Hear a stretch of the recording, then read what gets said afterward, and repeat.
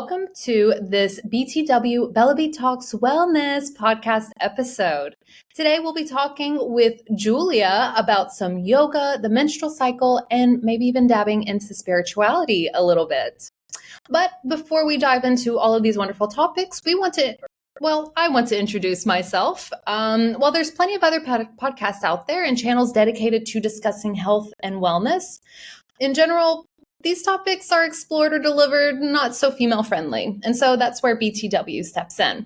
It's been created by the Bellabeat team to open a space to explore, talk, and really dive into topics that concern the health and wellness of women. We're interested in how we can change our lifestyle and habits to achieve better well-being and, of course, longevity. There are no forbidden topics, nothing is taboo, and absolutely no shame. This is a no shame zone. So, whilst you might think that some of our topics are something you've already heard a lot about, such as yoga, we do invite you and all other women to tune in as you might gain a new perspective or hear something interesting that you didn't know. So I'm your host today, Melanie. I am the content director here at Bellabeat, and I represent part of the team that created the popular products such as Period Diary, Bellabeat Wellness Coach, and of course the Ivy Wellness Trackers for women. For more information about any of this, you can check it out on our website, bellabeat.com, or you can click that link in the description box below. Anyway, so today, the very amazing, the very wonderful Miss Giulia is in our studio. Welcome, Giulia. She is an embodiment coach with 10 years experience as a yoga instructor and works through the body to go beyond the body. That is fascinating. So, Giulia, why don't you just introduce yourself a little bit to our audience? I am. Yes, I'm super honored to be here with you, Melanie, and talk about myself, but most interesting what I resonate with, what my passions are. And my journey started with studying philosophy. So you can understand that the body was not really included in the picture. Yeah, mostly the mind. So yeah, I got so much in my mind, and analytical philosophy really got me, and the way to see reality was very mind-centered and very male-centered as well. And to continue with my journey, I realized that my body was like asking for my attention, like really screaming for my attention at some point. And that's where I started to practice meditation and yoga. And you can understand that this practice never ended until now. It's been 12 years that I practice daily, more or less. Some kind of practice that connects me with the intelligence of my body.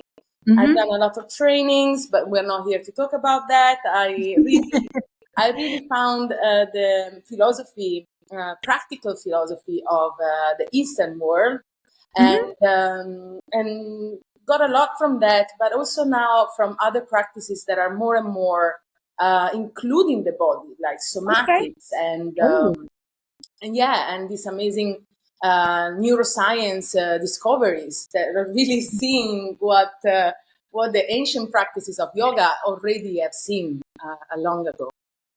You mentioned somatic. So what exactly is somatic? Just to kind of explain it to our audience. Yeah. Thank you for asking, because I'm now starting my journey into somatics, and I'm now starting also like a 3-year training in somatic experiencing, which is a form of help. It's a form of help that can be one-to-one or a group session. That basically it's about releasing traumas, little and big ones. We all had traumas in our life, through body work, through movement, through voice, through movement and shaking and any kind of. There are many ways, but instead of talking about what happened then and retelling us the story and maybe even going to the victim mode again, we try to shift from the mind to the body, and I really think there is a lot of power in this. Absolutely. I mean, I know like sometimes when I get stressed or anxious or something, I call it the heebie-jeebies, and I just shake, and it helps. It feels like I'm getting that like excess anxious energy out. So I guess this could be part of that as well. Beautiful. It's exactly that. You Oh, wow. probably are in touch enough with your body to understand what to do, but some people don't. Some people like saying this fight or flight mode the whole day, and they don't know that taking some sides, for example, like with a sound, like Mhm. can really help them. And it's just so easy, like to these tricks, these little things that you can do to feel a bit more comfortable in your body and in your mind. Well, Therefore, what are some of those tricks then, just to kind of let our audience know? Like, so if I'm experiencing, like I have something at work happening, maybe I got some negative feedback, or I have something big mm, coming up, maybe I'm arguing with my partner or something. What are some like tricks or something to kind of mm, help the yeah, body? wow, it really depends, right? That's the thing about somatics because everybody is different. So what works for me might not work for you, but there is one thing I would say that always works, and it's the breath, right? The breath, this bridge between the conscious and the subconscious mind. This it's a button that allows us to tap into the parasympathetic nervous system, which is the rest and digest mode. So the breath really is key. Is key for everything in life. It's life. So when Yeah, you when you breathe consciously, you take some deeper breaths, you let the breath fully out. That's really key to relax the nervous system and to come into a calm state of mind. And of course, absolutely. it's not easy, but it takes practice. Absolutely. And we do have some breathing exercises in the app that people can use. But we had a guest recently, her name's Hannah, and Mhm. she was talking about how important the breath is as well. And so this seems to be a kind of a topic that is intertwined with all of our guests. But she mentioned something really fascinating, that women were more prone to take shorter breaths because just as we're more like, I guess she says, as like society kind of, crushes us a little bit. And so we feel like we can't take up space so much. And so our breath is shorter. And so that's just incredible that you're talking about breath as well, because it is it's a powerful mechanism, and it's a powerful way to calm the mind, make the mind excited, help the body, heal the body as well. Of course. And Yeah. like talking back to what you said about women, I think there is a lot of importance to bring in the way we are dressed as well. Like Mm. we wear tight clothes, we Mm-hmm. wear tight bras, we wear tight jeans. We don't allow the respiratory system to be at ease to take deeper breaths. And it's really important to realize that because there is that point as well. Yeah. Absolutely. No, and that makes sense. I mean, even this jacket I'm wearing is a little bit tight and I can feel it in my armpits. So it's hard to breathe if I pass out. So nobody will. Well, I cannot save you. Yeah. No, don't Only online here. So but you had mentioned, so of course, like if anybody's interested in checking out some of your exercises, you've done some yoga in our app. You have the chakra series, which is incredible. You have the prenatal and postnatal series, which is, yes, incredible. And you have some meditations, and you have recovery yoga as well. All of these are so impressive. And it reminds me that you had mentioned that you started actually working out when you were 27. Exactly. And that's when you started taking better care of your body. How old are you now, if I can I'm ask? 37. 37. So 10 years. Yeah, And so yeah, even a bit how's it more. turning into you? Yeah. Even Well, a I bit. mean, come on. Don't be shy. Yeah, yeah, yeah. Working out, of course. I started working out back then. Yeah. Back then, it was a workout. Now I would say it's a working. Yeah. Well, perfect. That's really nice. And so whenever we're diving into, so I really want to dive into yoga and just how amazing it is for the body. Actually I did Bikram yoga last Friday. It was my first time.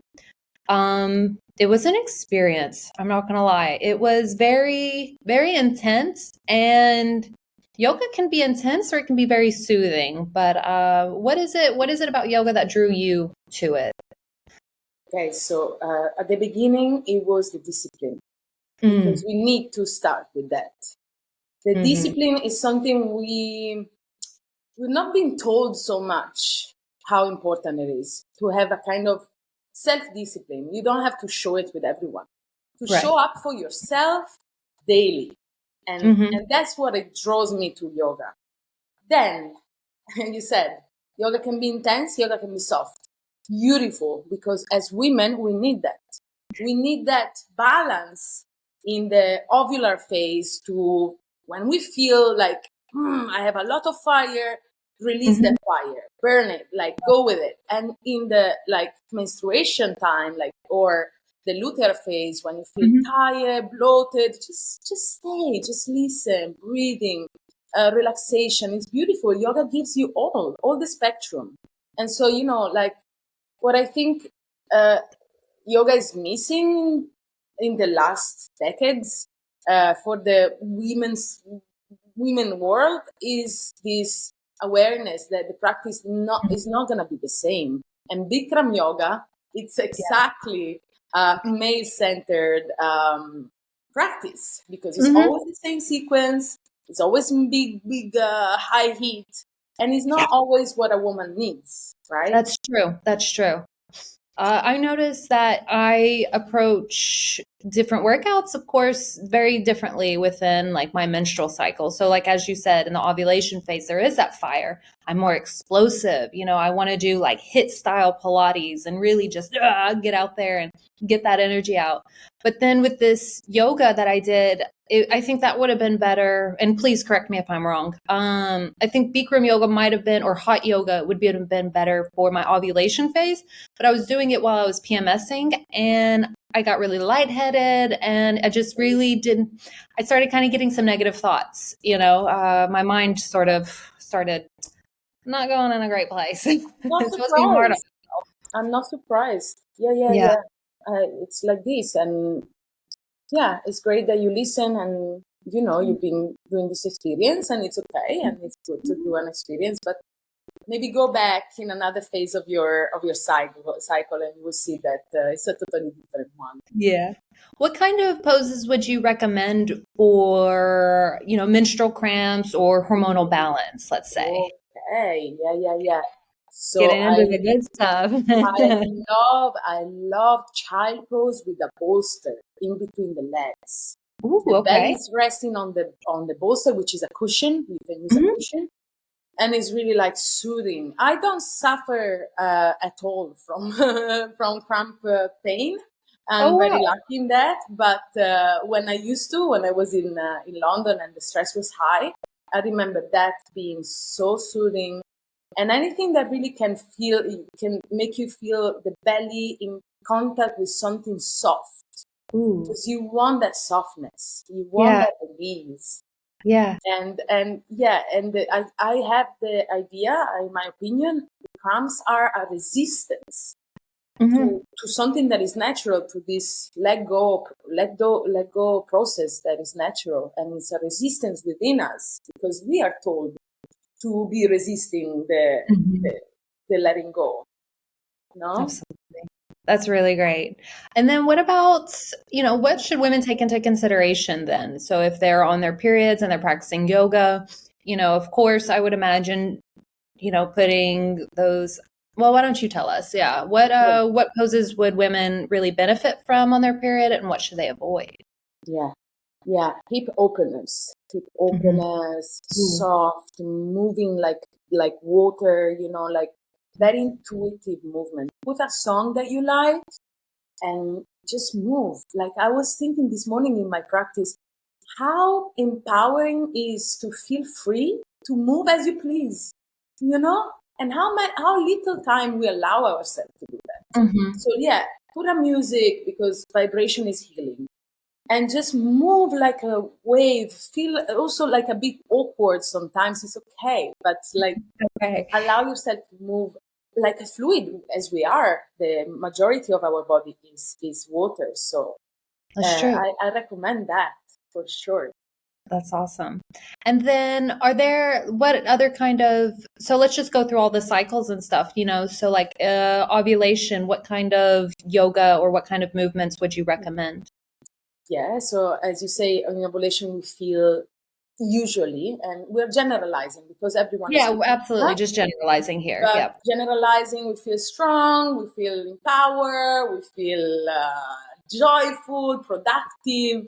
And so, Mm-hmm. yeah, a practice like the one Bikram yoga, go for something new. Go for something new. Try to push yourself a bit more, and you see that also the negative usually doesn't happen in your mind because you're curious, you're open, you're not Yeah. judging yourself for not making it, even if you don't.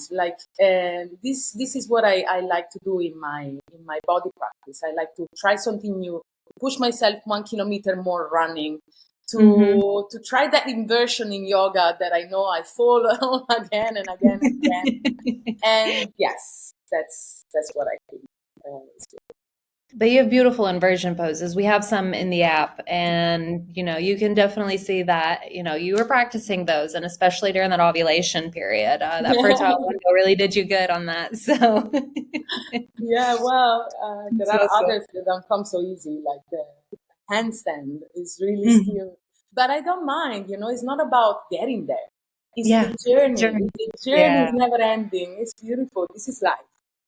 That's life, exactly. And that is what life is. It's a journey, and our practice is a journey, and our discipline is a journey as well. So yeah. So whenever it comes to, using yoga as, let's say, a tool for hormonal balance, would you say like how would you say yoga is? I mean, would you first and foremost say yoga is a tool for hormonal Yes, balance? yes, yes, Yeah. for sure. And Yeah. so can you just kind of dive into that? Like how does it work in transforming the body and, elevating the body and helping the body Mhm. when it Yeah. comes to hormones? Of course, first of all, we need to understand what we mean when we talk about yoga, because Mhm. it can be many things. It can be many things. For me, yoga is this practice that allows me to tap into my body, Mhm. to go beyond my body, because it's not about the body, it's about the emotional, it's about the past, it's about the present, it's about the future, it's about our soul finally. So when we practice yoga in this term, with this awareness, then we can get a lot of support for Mhm. our hormonal health, because we just listen, we just receive what it's inside. We're too much concerned of listening other people saying to us like what to eat, how to move. What to Uh, wear, how to breathe, how no, to do no, this, no, how to do no, no, that, no. And it's everything. okay at the beginning, you can take that as a frame to Hmm. then really personalize it and Perfect. make it yours. And this is your power and your space and your responsibility. Absolutely. You said that really beautifully, by the way. I don't know, like audience, when y'all listening and you guys like watching, I don't know if y'all noticed, but Julia just has a beautiful way of explaining things and to just, I don't know, I just feel like you're speaking into my soul right now. Like it's I just just really hope I'm beautiful. answering your questions because every time Absolutely. No, I you're give it beautiful. away and I'm like, You're doing great. And I love the movement that you're bringing the into it as Shakti, well. the So, guys, Shakti, please watch this episode as well because Julia's movements are very beautiful, very fun. the But Shakti. so you had mentioned like the soul and how good it is for the soul. And so when we talk about the soul, I'm going to kind of go into a little bit about spirituality now, if you don't mind. Um, how do you incorporate do you incorporate spirituality into your practice? Uh, Not really. spirituality, so we need to then understand what it is, no? Yeah. Let's start from the basics. Mm. Exactly. So, because I don't mean when I say spirituality, I don't necessarily mean like, a Protestant or, kind of Catholic, Muslim, Oh, yeah, Buddhism kind of yeah, faith yeah. or anything. I just It's talk more more so religion. about the soul. It's not religion. It's the soul and the spirit. It's Mm. the basis of it, the essence of it, the So yeah, spirit. I have something interesting to tell you about spirit, no? Please do. Spirit and respiro in Italian and in Latin languages is the same etymology. Respiro means breath. So you understand that Wow. whenever we are connected with our breath, this is this is the spirit we are looking for. This is the breath is breathing us. We're not deciding to breathe, This life is given to us by something, and you can call it as you want, and we're not here about discussing how to call it. But this is, for me, spirituality at the base. So when you listen to your breath, you cherish your breath, you are connected throughout your day. You don't have to be on a yoga mat. That's when you're spiritual. And that's it. It's really beautiful. Yeah. Oh, yeah. We get lost in this like idealization. I have to imagine shapes of light and angels and I don't know, archangels. Yeah. I know, but no, it's here. It's now. It's in your body. It's in your belly. It's in your diaphragm. It's this. It's this now. It's this moment. It's the sound of the air exhaling from your body. It's the sound of the air entering the body. That's really beautiful, Giulia. Wow. I have goosebumps anytime I say it. And of course, I talk about this in my yoga classes. Interesting. Okay. Of course. But without giving names, because everyone has his own way to call it. Absolutely. Some call it one thing and another, and okay, what works for people works for people. And I think that's really amazing, just to be able to separate, because a lot of people have a hard time separating religion from spirituality, and there is a difference. And some people might prefer one over the other, and that's okay. Everybody has their own beat of their own drum. But I really love that you incorporate this, breath and this spirit into your yoga practices. I think that's incredible. Yeah. And so, if somebody wanted to use yoga as a pathway to, let's say, spiritual growth, is yoga something that they could look into and use that as a way? Of course. Yeah. The only risk there is to get lost in the shape and in the form and in the performance and in the body. Because the yoga is very much that as well. And we should not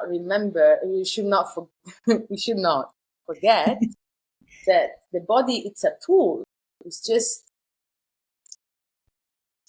a tool to get us to something unlimited. And sometimes on Instagram we see beautiful people, probably like I'm part of that, making shape.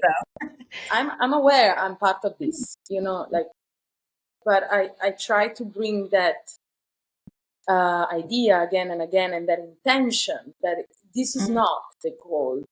The asana, the posture is not the goal.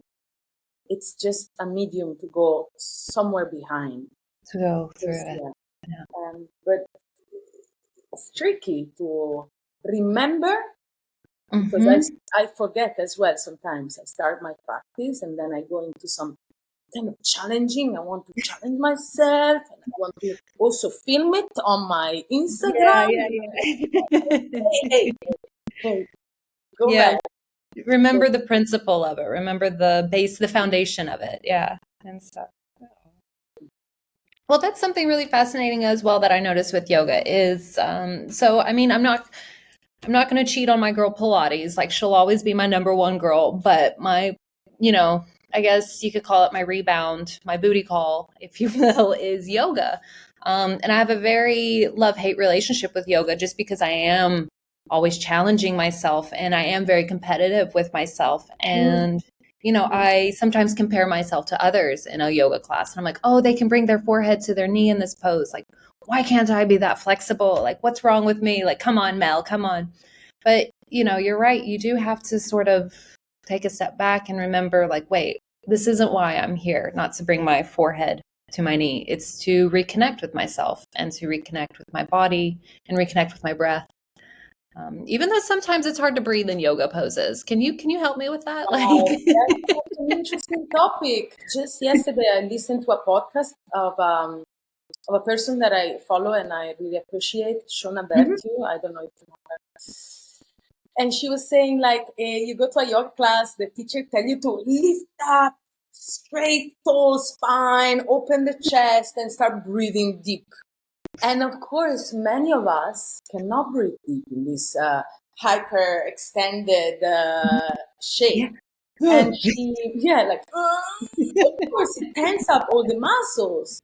You Yeah. cannot breathe through your back, which is the most important part, like the Mm-hmm. back. And she was saying, like, allow yourself to slouch, let your shoulder down, and take some deep breaths here. And you notice how the lower back expands, the upper back, the chest. There is a sense of fullness in the breath. Mm-hmm. And that, again, it's not about the shape, right? It's not about how you look, it's about how you feel. And this is the power of yoga that we lose sometimes. It's not about how you look, it's about how you feel. Yeah. So if somebody was wanting to get, let's say a complete novice, they've been looking at yoga and they're like, oh, I really want to get into it, but, I'm a little bit nervous, or I don't know if it's for me. What kind of advice would you have for somebody new to the world of yoga? That's a good question. I have a lot of good questions, Giulia. Just let's be prepared. Yeah, you're good at questions. I'm making you think today. You did some body movement in the morning. Now I'm making you do that mental movement Thank you for that. I love it. I have I found many amazing teachers on YouTube. Ooh, go ahead and share all of those teachers and stuff as well, because we want to share. But of course, it's quite known what are these teachers, because they have a lot of followers. Yoga with Adrienne, for example, she's fun. She's light. She has like total beginner classes. Mm-hmm. She's accessible. I love her. It's free. Like, you don't have to go to a fancy studio and be distracted by others, putting their head on their shin, as you said. You can be home and like in your pajama. Like, wow, how amazing is that? Free, accessible, and just 15 minutes or 20. Only feel better after. So only 15 to 20 minutes, a day, or every other day? A day. You heard it, ladies and gentlemen. That's right. 15 to 20 minutes of yoga a day, and that's going to help you. So, and that's not a lot in the grand scheme of it all, because you think about like, oh, I'm at work for 8 hours. Oh, it takes me an hour to get to work from work. What's 15 minutes, and that's 15 minutes to be alone with yourself and your spirit, as you say, because it's your breath. So, yeah. Well, we can do so many great things. We are so productive. We're so out there. We are so engaging with the world. But sometimes we cannot sit with ourselves for 10 minutes. And that's something to bring awareness to. Sit with yourself without doing anything. No phones, no music, just nothing. Just be with yourself. Just you and your thoughts. Just open up a new portal. What kind of advice would you have for somebody that's wanting to sit with themselves, but let's say, they have a very anxious mind or a very, electric mind, and there's thoughts firing off every 2 minutes? What kind of advice do you have for that? For sure. We are all like that at the beginning.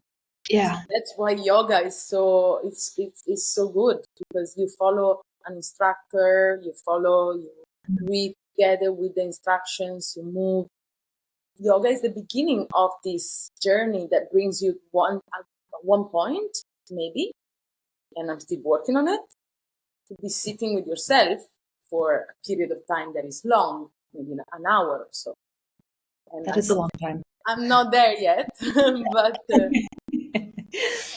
But that's incredible that you're practicing on having that mindfulness for one whole hour, that being present with the self for an entire 60 minutes is not easy. Exactly. It's the hardest thing. Would you say that's harder, or doing your inversion poses? Which one? Or is it just completely different? No, man. It's the hardest to meditate. Yeah. So meditation is the... I think is the cure to all these new generation problems, depression, anxiety. Is the cure, but it's not accessible straight away for everyone. So That's true. That's true.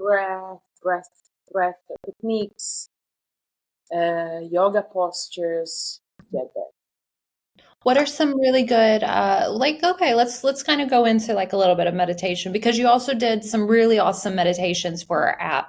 In the Bellabeat and Period Diary app, you can find her uplifting and empowerment meditations, and they're really wonderful. I love the uplifting one. I love the empowerment one. Like sometimes, like I just really need that empower. Like I want to feel empowered, and it really helps me. But I'm not so new to meditations just because I work somewhere where I've been introduced to it, and I've been able to, and I'm gratefully able to practice it and to learn more about it. But for somebody who's new to meditation, what kind of advice would you have for them to, where's a good place to start when meditating? Is it guided meditations? Is it lighting a candle? What do you recommend?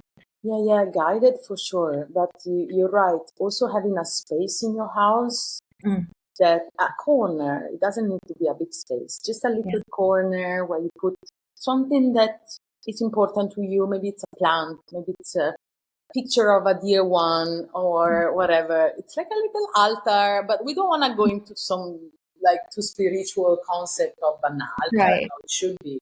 It's just a little corner for you, a breathing corner in your house. And it's really important. But yeah, guided meditations for sure. I still listen to a lot of guided meditation. It really gets me there. It's amazing. That's great. That's great. I've been really big into affirmations lately as well. I really like guided affirmations. I feel those are very helpful, and it helps me to, and you can talk to my girlfriends about this as well. Like I'm always telling them, like, guys, affirmations. Like I have an affirmations playlist on Spotify. Like Oh my God. I love affirmations, and I love the meditative state that it can put me in like 4 minutes. I just, I'll spend 4 minutes and I just kind of rewire my brain essentially and rewire my thinking. Absolutely. And that's something very powerful. Joe Dispenza use that all the time. The use of it's a mantra. It's a mantra. Yeah, mantra. Fake it until you believe it. Not fake it until you believe it. But you use "Hey" is the big name behind the affirmation. How to heal yourself. I don't use it so much, but now that you tell me, I should. And then there is also the tapping, the AFT, together with affirmation. I don't know about this. Can you talk a little bit more about that one? I'm not an expert about this, but I know there are points in your body that are very, I don't know, the meridians are passing from there, I guess. Meridians, yeah, I'm familiar. I guess. Yeah. And you tap onto these points while repeating your affirmations. Interesting. And gets deeper because of course, I know. Yeah, and I know meridians are really big in face yoga as well. So people who practice face yoga, they do the exercise and they have the acupressure. And then during that time, there's also like a type of cool down that's based on that tapping of the meridians and stuff. So that's cool how it all intertwines as well. Yes, it's all the same things said in different ways, honestly. Yeah. But you guys are listening and you just wanna, I don't know, try out tapping on the collarbones if you're not driving. It really gives a sense of ease immediately and openness. We're both, if you're listening, we're both tapping on our collarbones right now. So we all interesting. And the sternum as well. Beautiful. And I know like around the cheeks as well, the temples, and then like the crown of the head. Yeah. Crown of the head. Yeah, you got it. That's really, I just kind of got chills doing that. I don't know. So because I got into this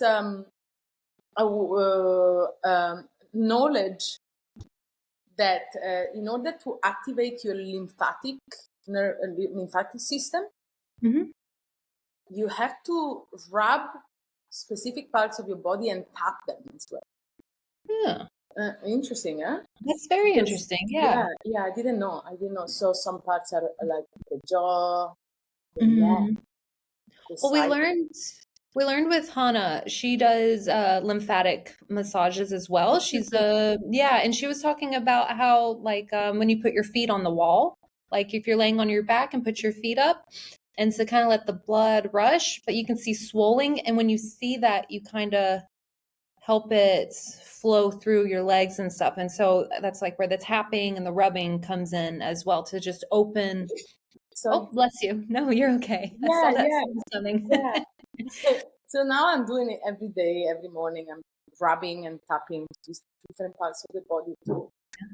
And Um, you feel a difference. Do you feel a difference? I think touch anyway is healing. You know, touching your body. We don't touch ourselves enough, Mm.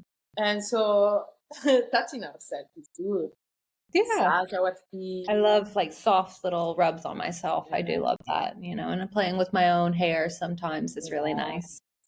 It's kind of a self-soothing mechanism as exactly. well. Yeah. Yeah, that's awesome. Well, Julia, if you had to give advice and say three things for our listeners to start doing for whether it's yoga, meditation, just in life, what three things would you recommend to start doing? After Wow. this, I'm going to ask you three things to stop doing. So just FYI. So. Okay, good to know because I was about to start with something to take Not to do. away from your Okay, life. let's do not do first. Let's go that first. Yeah, I recently started a challenge with myself and other people, if they want to join, to Hmm. stop scrolling as soon as you wake up. Like, Oh, do not do that. yeah, Yeah. yeah, that's a big one. Even just looking at the phone, of course, sometimes is our alarm. We switch it off. Hmm. But try to leave it for the first, I don't know, half an hour, really depends from your routine. But try not to do the first thing as you wake up. To be on a screen, like in this limited, shiny place where everything seems possible, but actually nothing is real. That's true. And it changes the rest of your day, I think. Really connect with Absolutely. yourself first. Reconnect with yourself. Absolutely. And yeah, three things to do. Wow. I don't know. I think one, it's enough because we are so bombarded with things to do already. Like I love that. maybe do not take some time during the day to not do anything. Do nothing. Do nothing. Oh, Just I love that. it's so important, isn't it?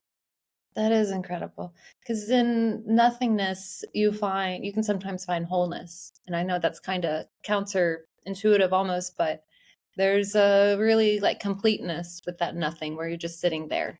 Um, Yes. I love that advice. That's really great advice. Both of Oh, those, I am like 100%, I would die on those hills with you. Like those are things that I 100% believe and think are ideal as well. So avoiding your phone first thing in the morning. I also say avoid it at night before bed. We had a guest, Dr. Smita Patel, who was telling us about the blue light, how it messes with your melatonin. But of course, it messes with your mentality as well. Sometimes we dream about the things we see on Instagram, on TikTok, and we become very emotional because we're laughing, we're crying, oh, look at this, oh, look at that. And it's a lot of emotions to go through right before sleep. I don't think that's necessarily healthy, if you can avoid it, I mean. And so doing nothing instead is a very powerful and beautiful piece of advice for yeah. our audience. Yeah, that's really great. And now I have one more question for you. Do you have, and so you had mentioned yoga with Adrienne, of course.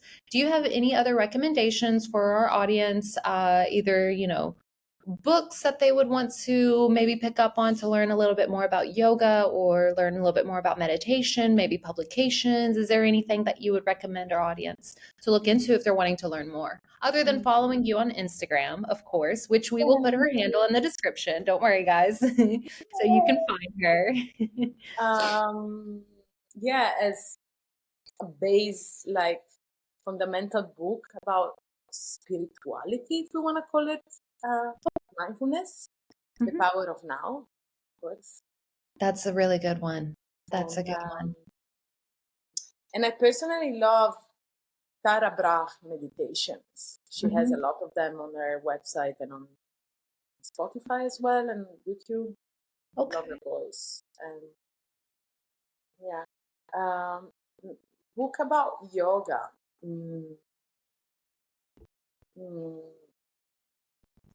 Doesn't come to me. That's okay. That's okay. You gave 2 advices already, and the power of now. I think that's a really great book that everybody should pick up and read, or throw it on an audio kind of thing. Get the audio book and listen to it when you're not listening to this podcast, of course. Exactly. Awesome. Well, Giulia, thank you so much for this conversation. I have thoroughly enjoyed it. I feel so full. I feel so happy. I feel so good. I feel like I don't know. I wish everybody in the world had a chance to meet you, because you're a very special person, and you always leave people in the world in a better place than you found it. And I really respect that and appreciate that. Oh my God. I'm learning to receive, so I take it. Thank you, Melanie. But I love that. you have the skill to make people feel at ease and take out the best, you really you have this sparkling energy that bubbles up the best in people. Thank you, Giulia. I really appreciate that. And thank you all for tuning in. If you like this episode, we of course invite you to follow us, reshare with your friends, reshare with those girls you met in the bathroom at the club that one time in 2017. Share with everybody you know. Our next episode will be coming out in 2 weeks after this one, so be sure to keep an eye out for topic announcements, as well as just check out some cool clips and sneak peeks at what we'll be hitting up in the next 2 weeks. Follow us on our Instagram, BTW Podcast, and you can also join the official Facebook group, Bellabeat Club, where you can compete in some challenges to win some Bellabeat products. But yes, Giulia, thank you so, so much. I have thoroughly enjoyed this, and thank you all for listening. It was beautiful. I'm sad it's over, but